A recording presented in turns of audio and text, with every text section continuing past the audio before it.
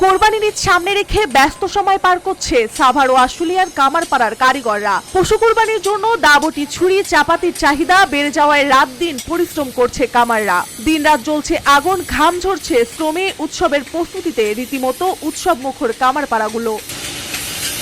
চাপাতি ছুরি এগুলো বিক্রি করি। মোটামুটি ঈদ উপলক্ষে দাম মোটামুটি ভালোই আছে। ঈদ উপলক্ষে ডাল চাকু যা কিছু আছে বানাইতেছে। কোরবানি ঈদটা আসলে আমরা উৎফুল্ল থাকি যাতে করে আমাদের বেচাকেনাটা বৃদ্ধি পাবে, কিন্তু সেই তুলনা অনুযায়ী এখন বেচাকেনা আমাদের শুরু হয় নাই। কোরবানি ঈদ উপলক্ষে দা ছুরি বটি ধার দিতে আনছিলাম এবং দা ছুরি কিনলাম। RICL TMX, যুগের পর যুগ স্থাপনা থাকে মজবুত। সামনে কোরবানি, তো তাই ওই চাপাতি আর চাকু নিয়ে এসেছি দাঁড় দেওয়ার জন্য, যেহেতু কোরবানির সামনে কোরবানি দিব, এই জন্য আগে থেকে প্রস্তুতি নিচ্ছি। শেষ সময় এসে যেন এক মুহূর্ত দম ফেলার সুযোগ নেই সাভার আশুলিয়ার কামারপাড়ায়। কোরবানির ঈদ সামনে রেখে জমজমাট হয়ে উঠেছে কামারশালাগুলো। দিনরাত সমান তালে চলছে দা বটি ছুরি চাপাতি তৈরি আর পুরনো অস্ত্র শান দেওয়ার কাজ।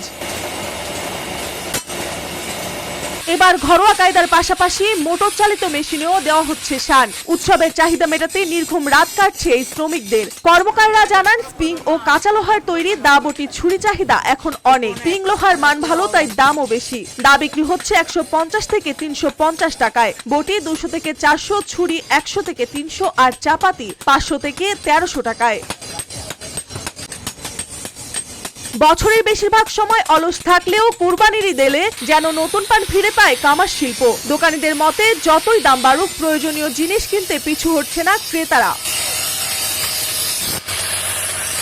সাভার উপজেলায় নির্বাহী কর্মকর্তা আবু বক্কর সরকার জানান, সাভার একটি ঘনবসতিপূর্ণ এলাকা। এবছর হলো যে পবিত্র ঈদুল আজহাকে উপলক্ষ করে আমাদের সাভার বিভিন্ন জায়গায় পশু হাট বসবে।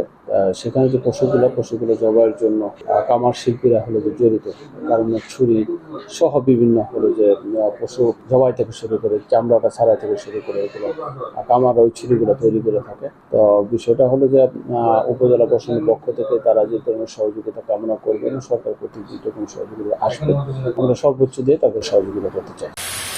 ক্ষুদ্র শিল্পে বিনিয়োগ ও প্রসার বাড়াতে সরকার নানা উদ্যোগ নিয়েছে। ঈদুল আজহাকে ঘিরে কামার শিল্পীদের কর্মব্যস্ততা বেড়ে যাওয়ায় ইতিমধ্যে তাদের সঙ্গে আলোচনা করে প্রয়োজনীয় পরামর্শ দেওয়া হয়েছে।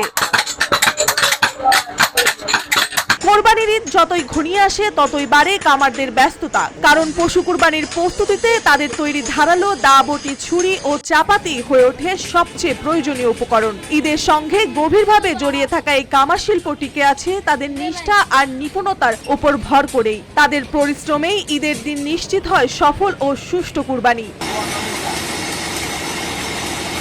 মার্জিয়া মৌ, রূপালী বাংলাদেশ।